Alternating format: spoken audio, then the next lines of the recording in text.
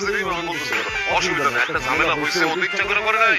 আচ্ছা মাইয়া যখন যাইতে পারবো না, ভালোই হয়েছে।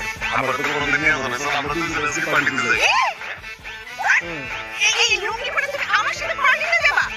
আমার সাথে তোমার যাই? আরে সমস্যা কি?